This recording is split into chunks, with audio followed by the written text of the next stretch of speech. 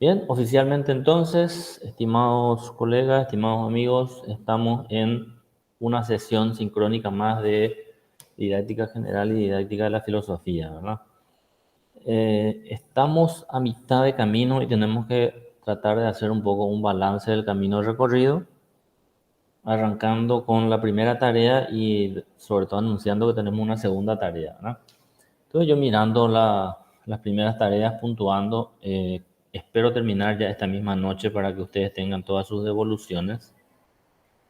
Eh, pero en general a lo que vi hasta ahora es bien, ¿verdad? Nosotros tratamos de incorporar en esa primera tarea dos cosas fundamentales, que eran, uno, una síntesis conceptual que nos lleva un poco a ver cómo se fue entendiendo la didáctica o la enseñanza de la filosofía como didáctica en este caso, ¿verdad? Sus conceptos fundamentales y algunas breves reflexiones en torno a cómo podíamos nosotros posicionarnos en relación a qué implica enseñar filosofía, ¿verdad? Pero sobre todo la idea principal, ¿verdad? Y bueno, y algunas modalidades que ya fuimos viendo en esa primera tarea, ¿verdad?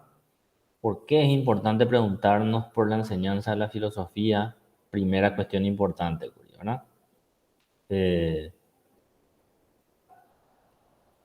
¿Por qué, verdad? Y la primera cuestión importante ahí tenía que ver que eh, no se enseña filosofía en la nada, ¿verdad? No se enseña la filosofía como algo que no tiene un comienzo ni un fin, sino que siempre se enseña a partir de una serie de instrucciones, una serie de procedimientos, ¿verdad?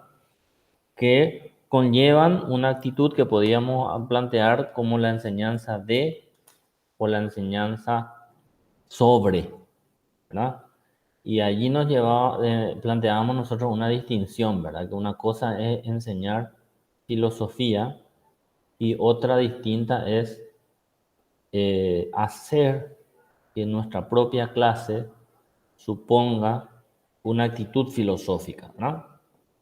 Y por lo tanto, podríamos a estas alturas del campeonato decir que eh, la didáctica es parte fundamental de la filosofía, ¿no? Porque los grandes filósofos han enseñado su propia filosofía, ¿verdad? Por lo tanto, tienen que necesariamente establecer un sistema que les permita, en este caso, explicar su propio pensamiento, ¿verdad? Esas son las obras. Y la filosofía como tal, esto no lo dijimos, pero implícitamente lo estábamos asumiendo, cuando nace en la Grecia clásica, en su institucionalización como tal, ¿verdad? Se institucionaliza de una forma didáctica, de una forma académica, de una forma científica, ¿verdad? Las escuelas filosóficas del mundo clásico, por ejemplo, la Academia de Platón o el Liceo de Aristóteles, son justamente espacios de instrucción, ¿verdad? ¿Recuerdan ustedes esta descripción que aparece en la Academia de Platón que decía que no entre aquí quien no sepa matemáticas, ¿verdad? Entonces había ahí un influjo de los pitagóricos, por ejemplo, en Platón, ¿verdad? Bueno, y esas discusiones iniciales, ¿verdad? ¿Y quién tiene que enseñar filosofía? ¿Cómo hacer? ¿verdad? Eh, Propiamente un filósofo, el profesor de filosofía que se aproxima, eh, el profesor de filosofía que se aproxima a la actividad filosófica, pero solamente como profesor, como alguien externo. Es decir, así como enseño filosofía, puedo enseñar historia y puedo enseñar sociología y, bueno, matemáticas también, etcétera. O la filosofía implica algo más, ¿verdad? Pendemando a ver de discusión, ya cube primeras clases en los primeros textos, ¿verdad? Ustedes revisan los primeros textos. Eh, Edgar, Buenas noches, disculpe, profesor. Tuve señor. inconveniente con mi computador. ¿Todo bien, pa? ¿Nos estamos Todo tranquilo. escuchando? Perfecto. Bueno, Quiero nomás recordar todas estas cuestiones iniciales porque tienen que ver con cómo se ha hecho filosofía y su actividad institucionalizada hoy, ¿verdad? Por lo tanto, ahora tenemos que entrar en la cuestión más técnica. La semana pasada, ustedes tienen una ficha ahí y un capítulo de este libro que es este, justamente el capítulo 2, que dice la planificación didáctica, ¿verdad? A ver, cuando nosotros empezamos a formarnos para ser profesores o para dar clases, lo primero que vemos es que la didáctica, eso también lo repetimos en las clases anteriores, se desprende de la pedagogía como tal, ¿no? Pedagogía como paidos, formación de niños sobre todo, ¿verdad? Paidos. Y la didáctica, clase 2 o 3, habíamos visto su historia, ¿verdad? Empieza con Comenio por allí y se va desarrollando didácticas por especialidad, ¿verdad? Didáctica para el tercer ciclo, didáctica para el nivel medio, didáctica para la universidad, didáctica para el mundo virtual, y así se fue especializando la cuestión, ¿verdad? Pero todo apunta a que las actividades que uno va a desarrollar tiene que tener una planificación. Siempre planificamos, aunque no necesariamente de una forma ordenada y de una forma metódica, de una forma estructurada, pero siempre, como decía mi profesora de didáctica antes, aunque vos te llame, por ejemplo, los que no están todavía en educación y les llame algún amigo, algún colega y le dice, siendo uno estudiante y nos dice, bueno, necesito que me cubras mañana en una materia, eh, y nos dice, bueno, más o menos nos va indicando qué es lo que quiere que desarrollemos o nos envía un libro y lo que sea. Y nos decía nuestra profe, aunque vos de ida en el colectivo vayas pensando qué es lo que vas a hacer, cómo lo vas a hacer, cuánto tiempo tenés, qué es lo que querés que se aprenda de lo que vas a desarrollar, aunque ese juego mental que necesariamente vas a tener que hacer, eh, o antes de entrar a la clase, o antes de dormir, o como decía mi profe, en el colectivo. Bueno, esa es una planificación implícita, ¿verdad?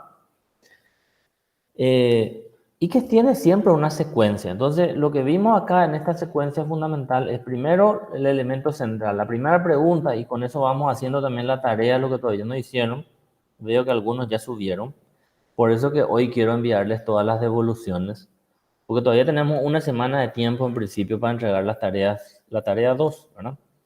Entonces sería bueno que ustedes tengan todas las devoluciones y los puntajes, ya entonces ya picuaman, te copa ya de ¿ya?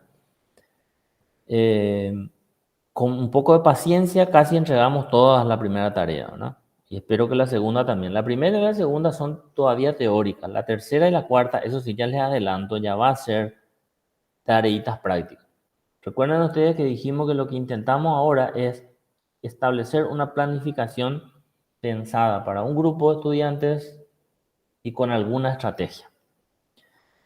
Con segunda unidad ya estudiaste algunas estrategias, algunos modelos didácticos. Hoy vamos a citar algunos. La semana que viene vamos a ver algunos ejemplos y la tarea siguiente va a ser establecer una pequeña secuencia de clases que nos permite. Yo les dije que para esta segunda tarea que iba a dar aquella clase, última clase que tuvimos, pero decidí no poner todavía porque me pareció que tenemos que familiarizarnos aún con algunos conceptos relacionados a la planificación. Entonces, esta segunda tarea todavía son una serie de aproximarnos a una serie de conceptos como, por ejemplo, cuál es el elemento central de la planificación, decía la pregunta, eh, qué implica la planificación, cuál debe ser el elemento central, retos que enfrenta el docente en el proceso de planificación. Estas son las preguntas de la unidad pasada, ¿verdad? Principios didácticos que intervienen en cualquier, para el desarrollo del proceso de enseñanza-aprendizaje, aspectos a considerar en la creación, construcción y aplicación de las estrategias, y sobre todo los procedimientos y las fases para elaborar una estrategia. Preplanificación, estrategia, inicio, desarrollo y cierre. El ejercicio 8 que aparece en este texto es fundamental para que nosotros avancemos, ¿no? Dice el texto, el elemento central de la planificación didáctica debe ser exponer secuencialmente todo el conjunto de actividades y tareas a realizar para orientar las expresiones que habrán de recorrer los estudiantes a lo largo de un proceso de enseñanza-aprendizaje. O sea, la cuestión fundamental pasa cuando usted va a elegir una serie de estrategias. Esas estrategias están en función de... están en función, se ve bien pico ahí en el fondo, pero estoy superponiendo las... Se ve bien, profesor. Ah, perfecto, porque yo quiero seguirles también viéndoles y superpongo la pantalla para que puedan seguirles. Gracias, estimado colega. Entonces, de ese ejercicio yo quiero que usted, los principios, etcétera, entonces, Abe la Yahana, ¿verdad? Las estrategias y sobre todo la secuencia. Esa última parte, estamos todavía, ¿verdad? En la unidad 2, parte de la tarea 2, ¿verdad? Hay una etapa de preplanificación, de planificación y de ejecución. Son 3 momentos importantes. Entonces, en ese proceso, lo que uno va eligiendo es, bueno, va diseñando un poco, ¿verdad? Y los procedimientos tienen que ver con aquello que me lleve al desarrollo del proceso con acá, ¿verdad? La fase previa o preplanificación. En el desarrollo, en el caso de que el diseño curricular sea por objetivos o propósitos, pero en nuestro caso es por competencias. Por ejemplo, en la secundaria, uno ya tiene, vamos a pensar en filosofía, ¿verdad? Ya tiene las capacidades, ¿verdad? Entonces, nuestro sistema educativo se desenvuelve o se distingue o se conforma de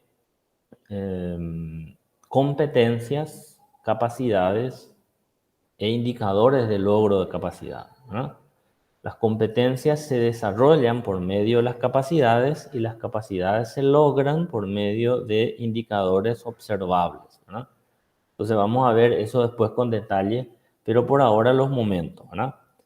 En nuestro caso es por competencia. Entonces lo que los estudiantes desean lograr normalmente ya está eso.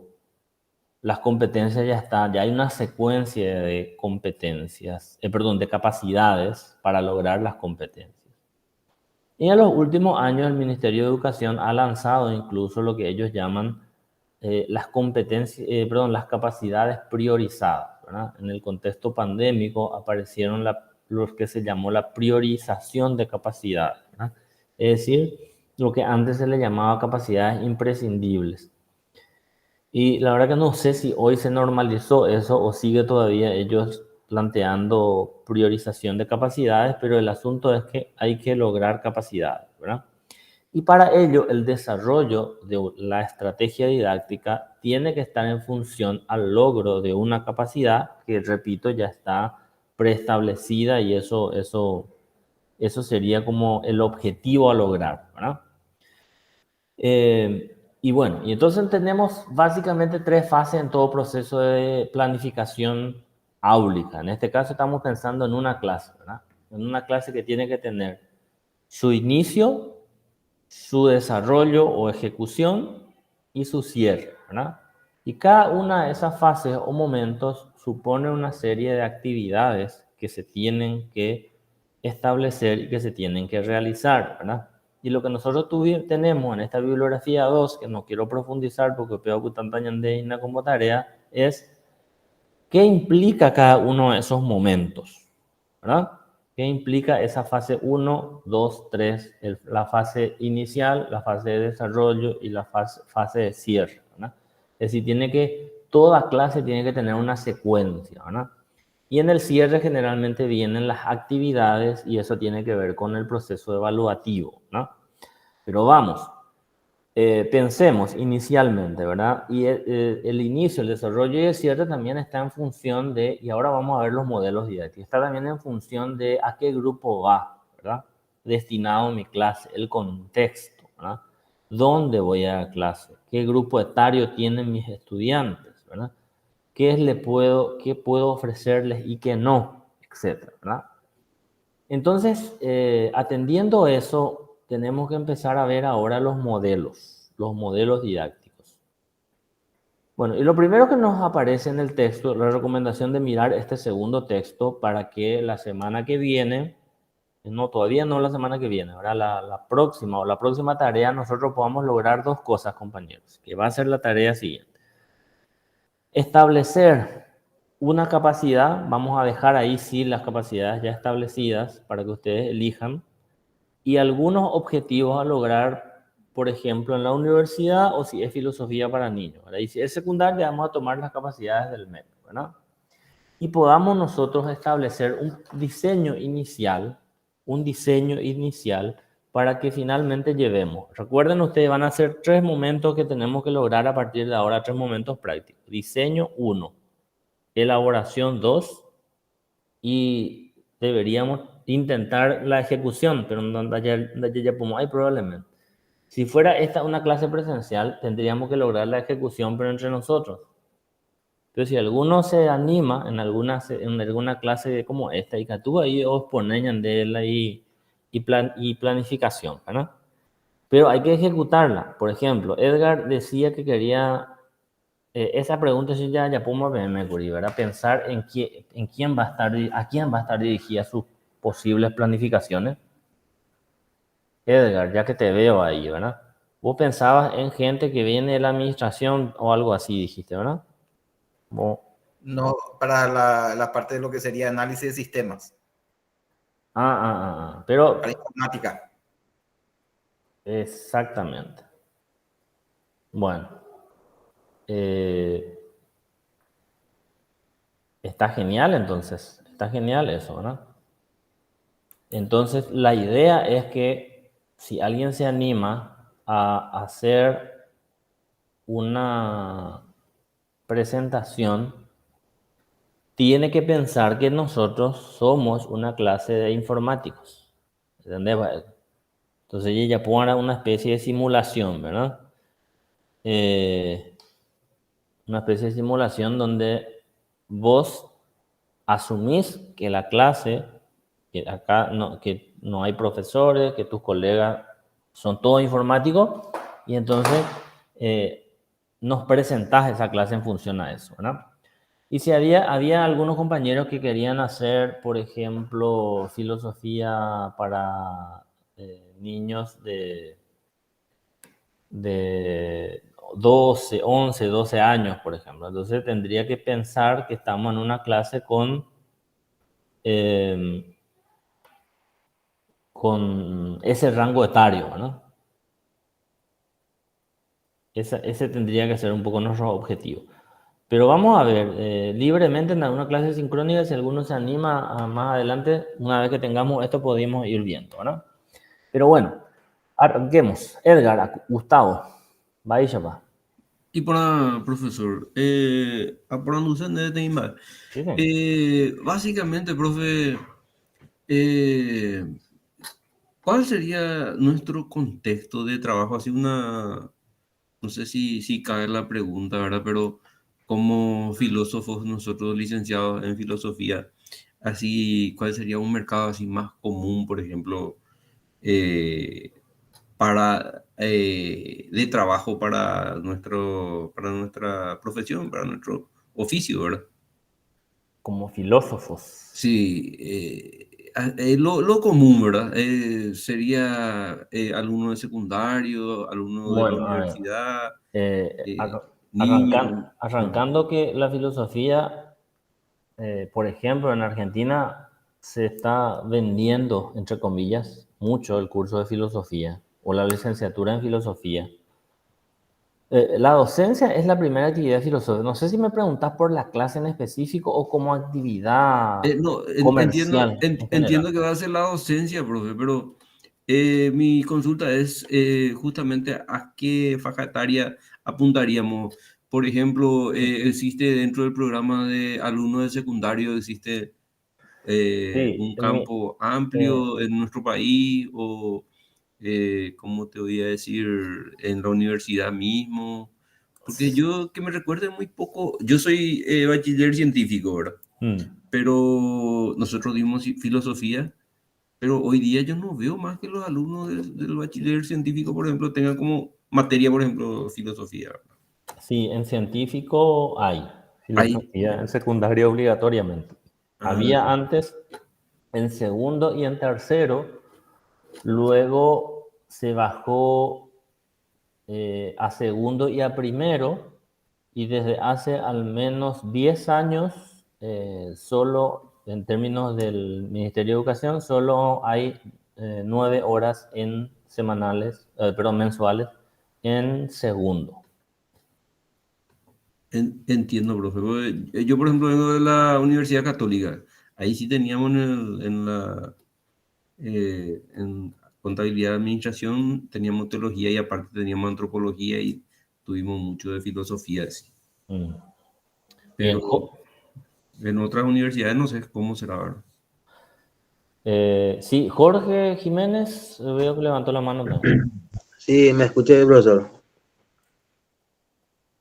Estaba explorando para mi nicho de estadio para enseñar y me fui en un barrio donde hay pocas clases, se suspende por cualquier mal tiempo y una nena de 9 años, está en 8 años tiene, y está en el primer grado y no sabe leer. Y le pregunta a su profesora por qué no sabe leer y la profesora le dice, ¿por qué tu mamá no te enseña? Le dice.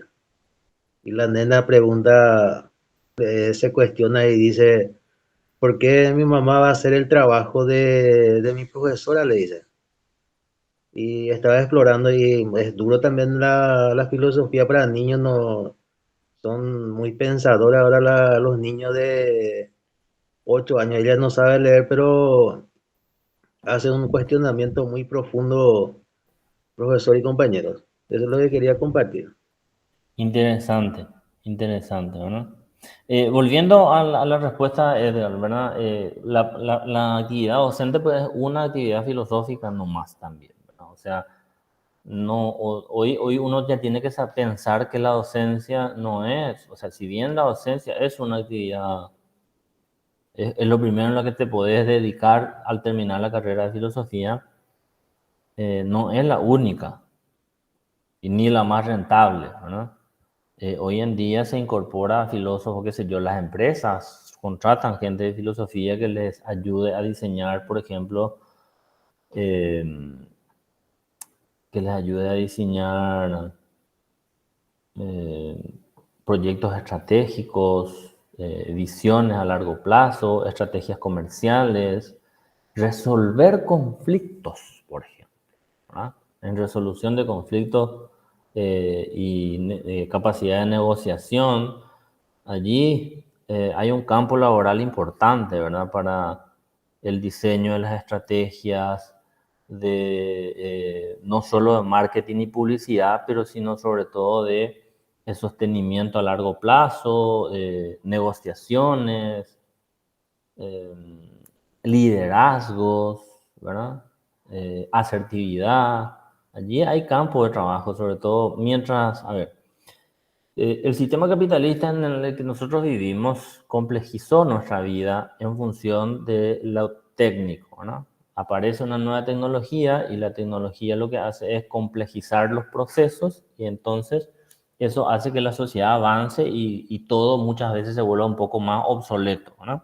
La tecnología que usábamos en un tiempo, qué sé yo, hace menos de 15 años nosotros usábamos todavía pendrive, perdón, no usábamos pendrive, usábamos discos, ¿cómo que le llamamos? Disco flexible, Exactamente, ¿verdad? disquete. Disquete le llamábamos, ¿verdad? Y Le después gané a Edgar, profe. eso se volvió obsoleto demasiado rápido, ¿verdad? Demasiado rápido.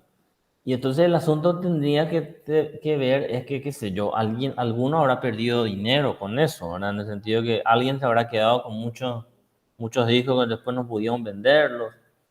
Veíamos películas, aparecía una cuestión ahí nostálgica en estos días, te ibas vos a comprar, perdón, a alquilar una película el fin de semana y siempre tenías allí gente que ya era habitué o era cliente fiel y entonces ya alquilaban de antemano y entonces a vos te tocaba lo que te tocaba, ¿verdad? En Hoy, cintas VHS. primero y después ya vinieron CD. en CD, ¿verdad? Pero hoy los estrenos son en plataforma y todo se ve en simultáneo. Y de hecho la plataforma que más vigencia tiene en el mundo empezó justamente alquilando películas en ¿cómo es? En línea. Videoclub. Como En un línea. videoclub, En exactamente, como Netflix. un videoclub y después se empezó a ampliar, etcétera, ¿verdad? Ujú. Bueno, lo que digo es que todo ese mundo se está aprovechando mucho también, como alguien tiene que pensar esos procesos y anticiparlos. Ya, ese es lo que quiere el hombre de negocio, que anticipar. O sea, nadie quiere perder dinero, ¿verdad? Entonces necesita una mente pensante. Y bueno, y esos son los CEOs hoy de las empresas, ¿verdad? Profesor, Sí, señor. disculpe. Yo veo, por ejemplo, una oportunidad laboral, apuntando. Yo sé que la carrera es muy amplia, tenemos un menú de posibilidades demasiado grande para la profesión, ¿verdad? Pero uno de los puntos, por ejemplo, donde es muy interesante la decisión de un filósofo es en la brecha o en los conflictos generacionales, o sea que las brechas generacionales que se fueron generando en este prácticamente transcurrir de los últimos 20 o 30 años, ¿verdad? Estamos, por ejemplo, la gente de la generación Z, están los millennials, están ahora la generación alfa que está creciendo ahora, ¿verdad? Y son distintas personalidades, o sea que distintas características y líneas de pensamiento que prácticamente se están mezclando en este tiempo. Son gente que están, hay baby boomers que le dicen que son de la posguerra, que todavía están en el mercado laboral y trabajando con gente de la generación Z, por ejemplo, que somos nosotros todavía con Edgar y demás, y los millennials. Estamos todos mezclados, ¿verdad? Yo, por ejemplo, tengo millennials conmigo que están trabajando dentro de mi estudio contable y son otra gente, otra visión, otra perspectiva de lo que es la vida, de lo que es su contexto social actual, ¿verdad?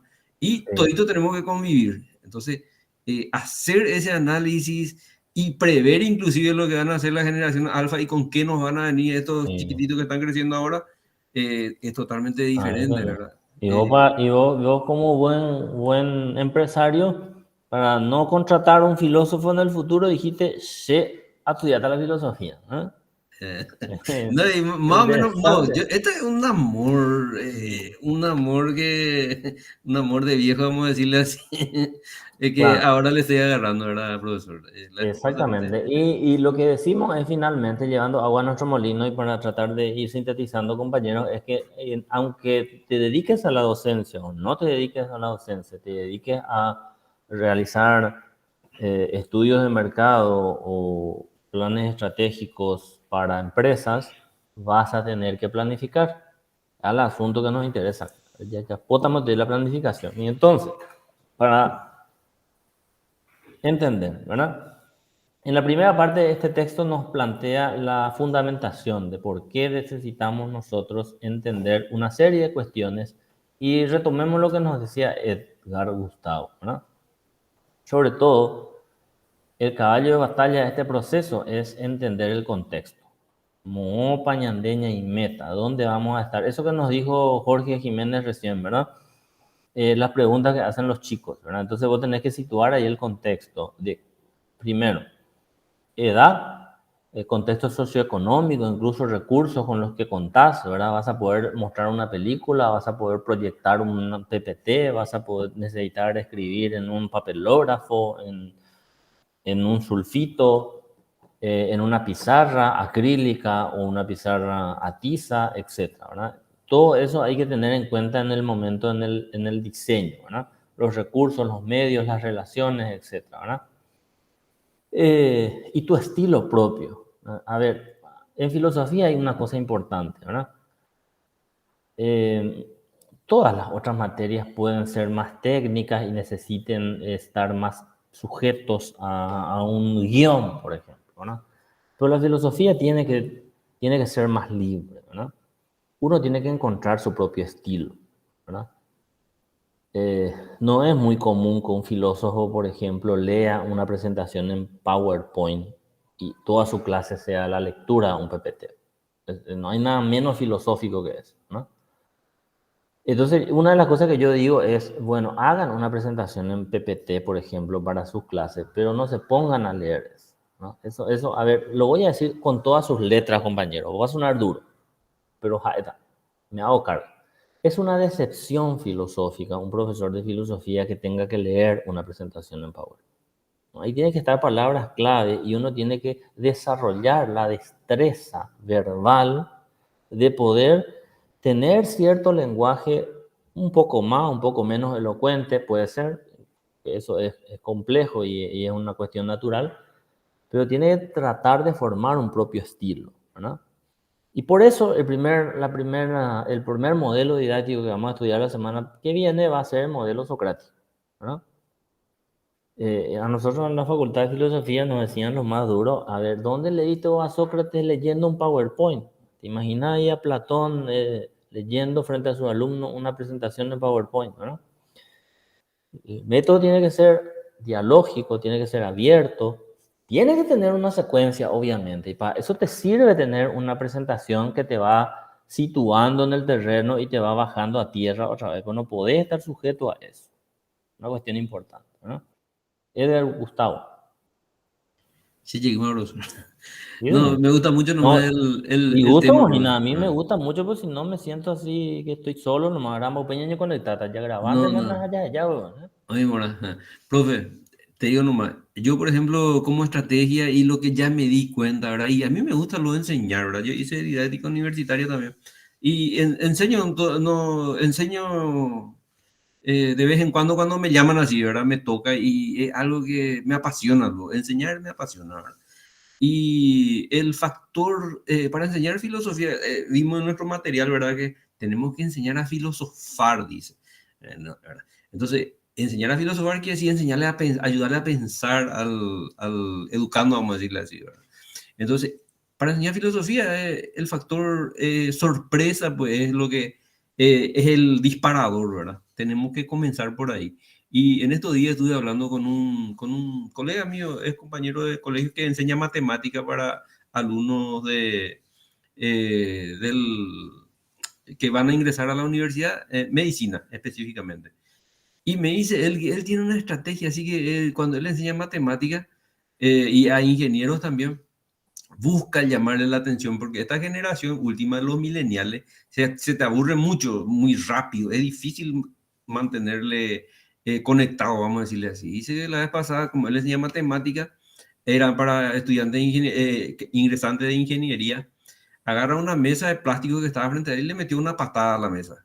Y la mesa se dislocó, así se fue. Y todo el mundo quedó mirándole así, sorprendido, pensando que él estaba nervioso por algo. Entonces le lanza la pregunta, ¿qué le hizo parar a la mesa? Porque quería enseñarle los movimientos y las fuerzas que actúan sobre los cuerpos, ¿verdad?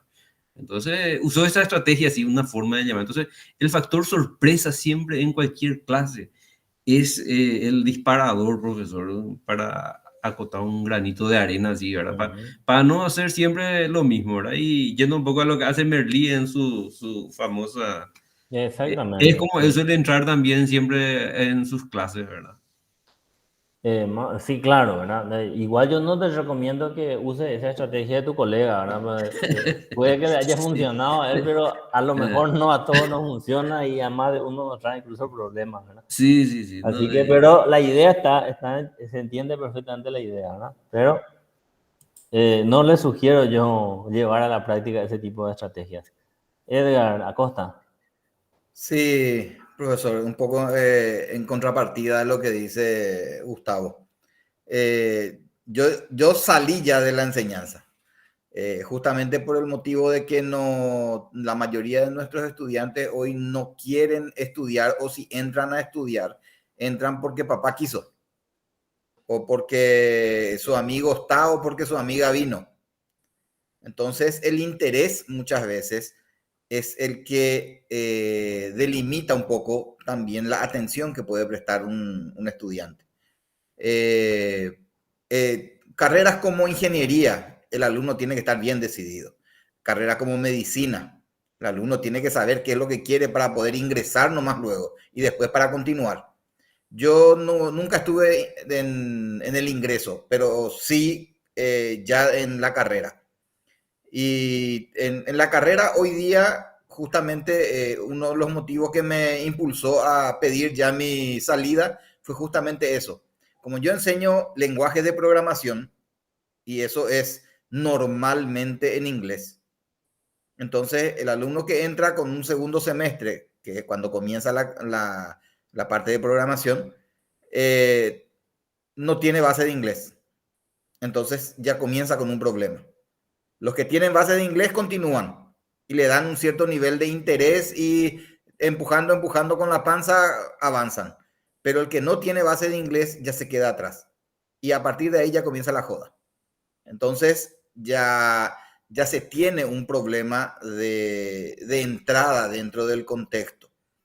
Como que el probatorio es limitado hasta cierto punto de cosas, nomás yo le puedo tomar al alumno como prueba para que él pueda ingresar o no a una carrera universitaria. Entonces, tomar todos los aspectos no es posible. Y el interés muchas veces no es solamente porque son millennials, porque son generación Z o la generación que sea. Las que están viniendo ahora le perdieron el interés porque piensan y se vendió mucho de que buscas en internet y vas a tener la solución. En mi época no teníamos los programas visuales, teníamos que escribir. Para cuando en el 90, a partir del 90 aparecieron los lenguajes más visuales. Entonces, la propaganda decía, no era necesario que vos estudies, entra en el lenguaje visual y te va a hacer todo. Y era mentira. Porque cuando vos querías usar realmente el lenguaje, se te quedaba por la mitad del camino. No funcionaba como tenía que ser. Y hoy día están metiendo con el tema de la inteligencia artificial. Hablo específicamente sobre mi área. Dice, no es necesario que estudies tal lenguaje. Con la inteligencia artificial solucionaste el problema. Mentira. No solucionas el problema. Porque si no sabes administrar el problema, no vas a solucionar el problema. Y eso yo llevo a lo que corresponde a nuestra materia de filosofía. Por un lado, es el pensamiento lógico lo que se tiene que tratar de inculcar dentro de los que quieran aprender filosofía. No le puedo enseñar a pensar a una persona, definitivo. Le puedo dar herramientas, le puedo dar estructura, como por ejemplo la parte del pensamiento lógico.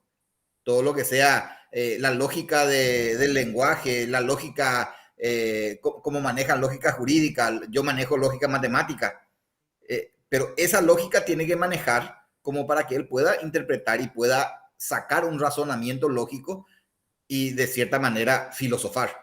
Porque si vamos a pensar una estupidez, no es tampoco filosofía.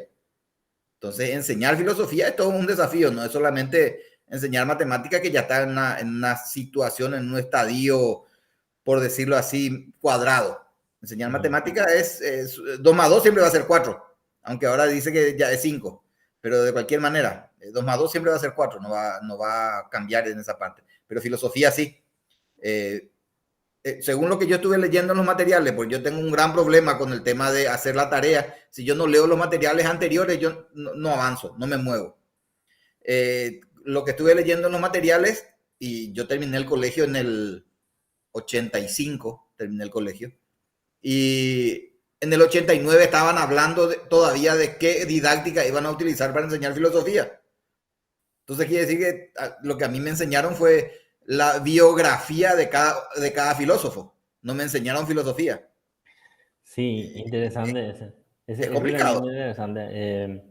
Y ya en los años 70, el famoso libro de Padre Quinaglia se usó mucho en los 80, 90, 2000 incluso, ¿verdad? No sé con qué manual habrán estudiado ustedes.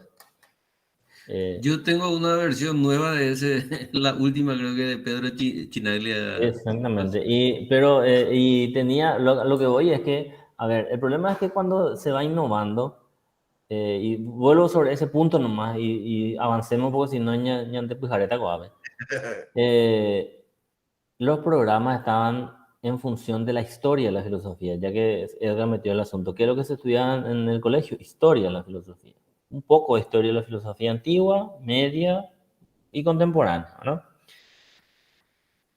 Hoy en día el programa, veo que alguien ya compartió en el grupo las capacidades Sí, que y aparecen en ese. puse en el grupo, profe, lo que es del segundo año, filosofía para el Bueno, colegio. en ese si se fijan, porque ya revisando PIREP, si se fijan van a ver que ahí aparece, las capacidades están en función de problemas filosóficos. Entonces se estudian áreas, ¿verdad? Que está muy bien, está importante, pero si vos no estudias algo de historia de la filosofía, entonces se queda eso medio en la nube, ¿verdad? Y le falta la secuencia lógica histórica, ¿verdad? El problema es que no se puede hacer las dos cosas porque son solamente 2 horas semanales de filosofía. Y entonces hay que hacer malabarismo y de ahí viene la importancia de la planificación, la estrategia, el contexto y la dinámica del profesor de filosofía que pueda, por un lado, mantener el interés, despertar el interés. Mantener a veces cuesta, ¿verdad? Pero al menos despertar inicialmente, ¿verdad? Y entonces el plan, y esto también es importante, o sea, porque, por ejemplo, en algunas instituciones, el plan, y el propio MEC, ¿verdad? El propio MEC, el plan, lo fundamental es la evidencia de la planificación y de los registros, ¿verdad? Y entonces el profesor se vuelve un burócrata del sistema, que lo que le interesa es completar el plan, el cronograma, la evidencia del registro de la secuencia, del aprendizaje de la secuencia, y entonces Yo se le decía, vuelve. llenar planillita, le decía eso, profe. Sí, yo es que trato de llamarle el nombre técnico, pues llámenle como quieran, ¿verdad? Pero entonces el profesor lo que importa es que vos llenes tu plan, presentes, tengas, y finalmente tu actividad didáctica se va en horas de planificación y en el llenado de ciertos registros, con los cuales supuestamente evidencias tu proceso académico o tu trabajo, para hablarlo en otros términos, ¿no?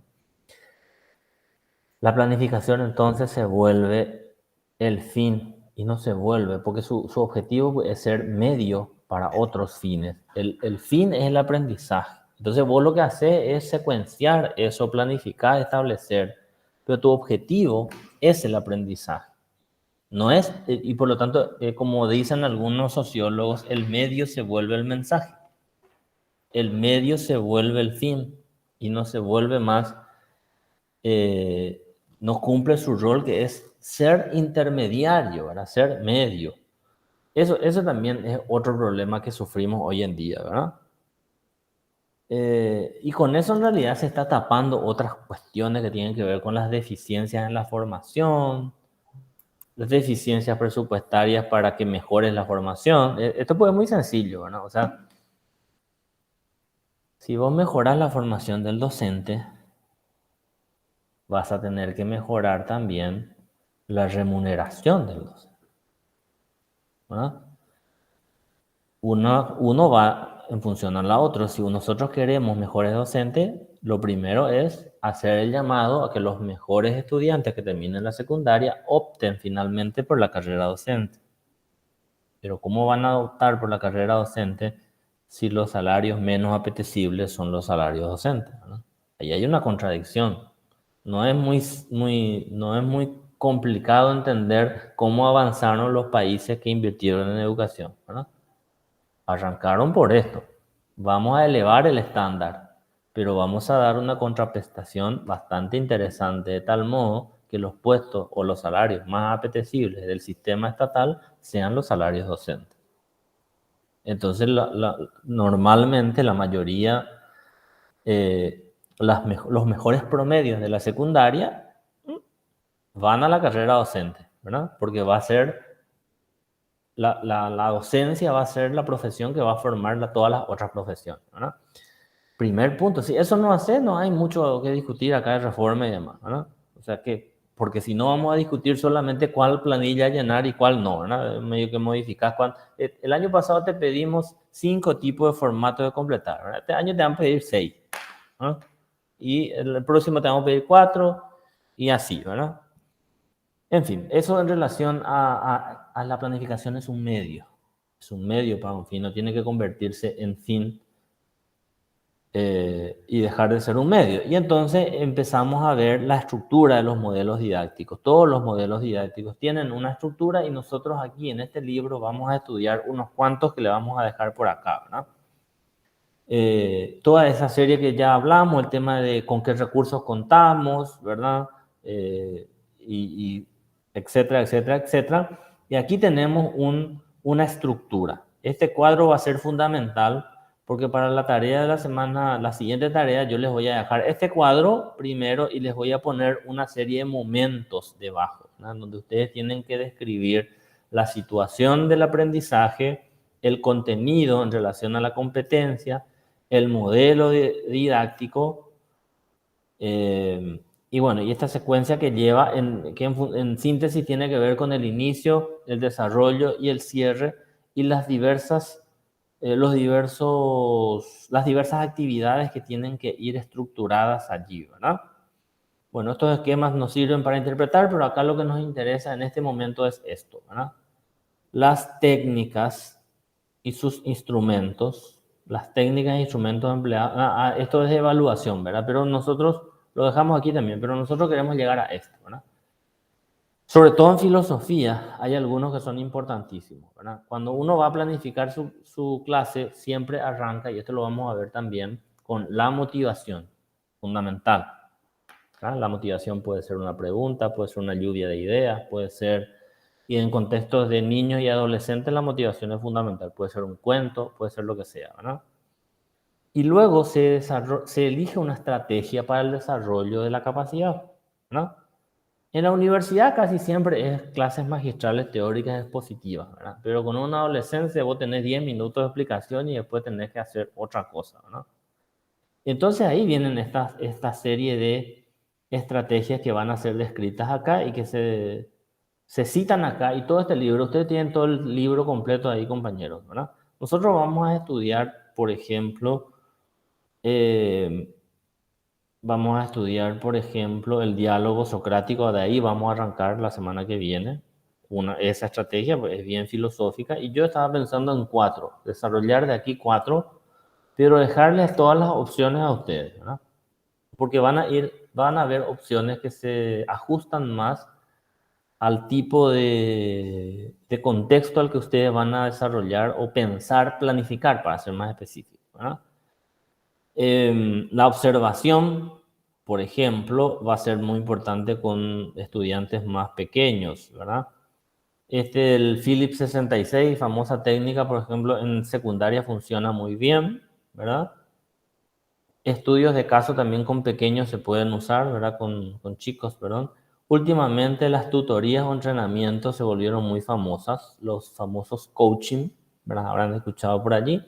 Aunque hace unos años estuvo muy, muy fuerte, pero ahora se está retomando, ¿verdad?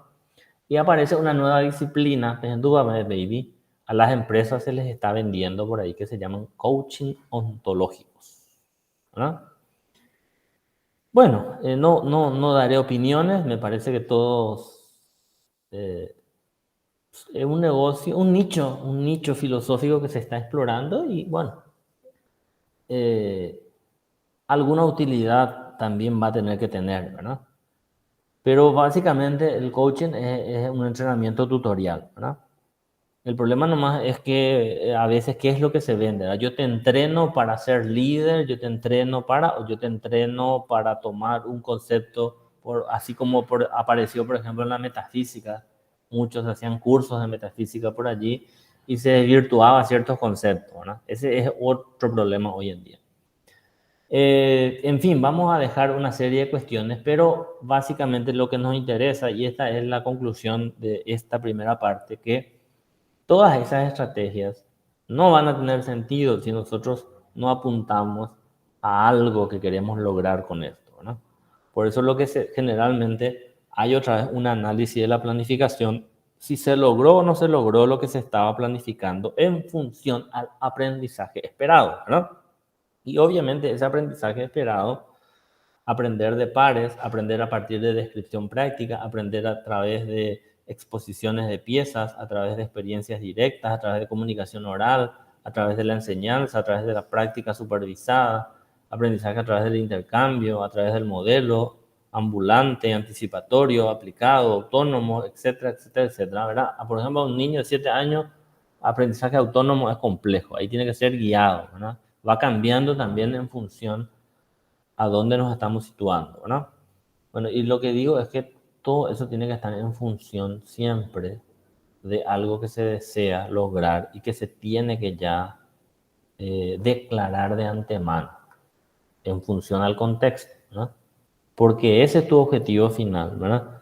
El objetivo final ya no es la enseñanza en términos clásicos. Tu objetivo final es el aprendizaje. Y por lo tanto la planificación, su norte fundamental, fíjense toda la lista de tipos de aprendizaje que uno puede esperar, ¿verdad? Todo tiene sentido en función del contexto. Entonces, dos ideas claves aquí, ¿verdad? Para que nosotros establezcamos el plan, estimado Edgar, punto uno es, el plan es el medio para alcanzar un fin. El fin es el aprendizaje y el tipo de aprendizaje que espero lograr está en función de algo más importante aún, que es el contexto. Yo no puedo establecer posibilidades de aprendizaje si yo todavía no conozco el contexto. Por eso normalmente la planificación tiene que surgir después de conocer el contexto. Yo no sé de dónde son mis alumnos, qué tipo de expectativas o de experiencias previas han tenido o tienen. No puedo establecer de antemano qué aprendizaje puedo esperar. En fin, Edgar, Gustavo, levantaste la mano.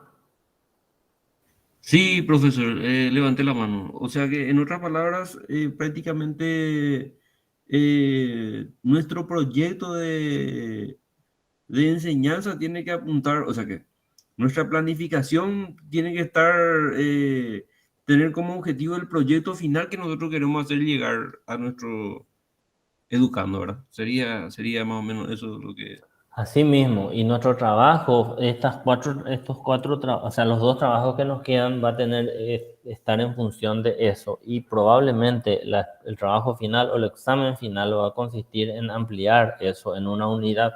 Ahora este trabajo va a ser una clase, ¿no?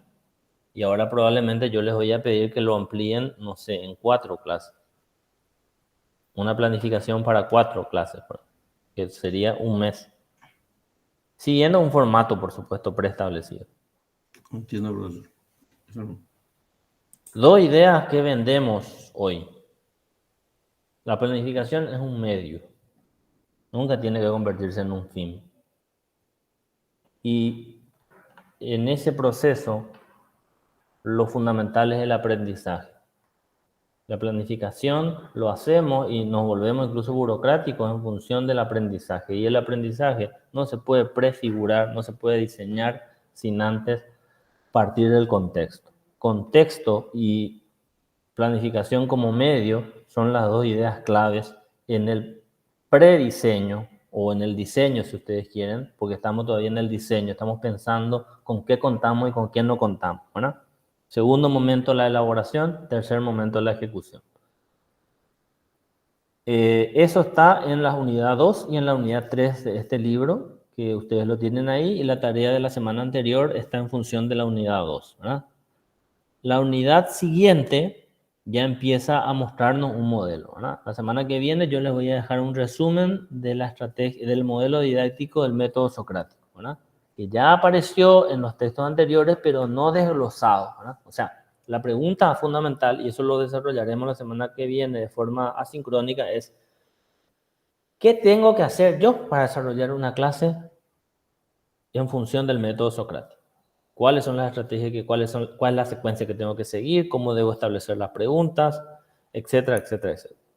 Entonces voy a elegir yo 4 modelos que vamos a exponer y bueno, la idea es que cuando ustedes opten por un modelo, puedan tomar una de esas 4 o elegir otras en función de, repito, de a quién iría dirigido el curso que están pensando o la clase que están pensando, ¿no? Y eso ya fueron socializando un poco. Bueno, eso es por hoy de mi parte. ¿Alguna consulta, pregunta, aportes? Profesor, quería rectificar nomás mi opinión. Hace rato yo dije, aprendemos a partir de la sorpresa, y no, esa es la palabra. Aprendemos a partir del asombro. Eso es lo que Bueno, quería corregir. Y bueno, asombro, sorpresa, duda, son primas, hermanas, ¿verdad? Pero insisto nomás, ese ejemplo de tu colega matemático, tomarlo con pinza, ¿eh? A Sí, veces el de la puede, patada era una mesa de plástico, bro. Era una mesa a de plástico. veces puede funcionar y a veces puede traernos muchos problemas ese tipo de cosas.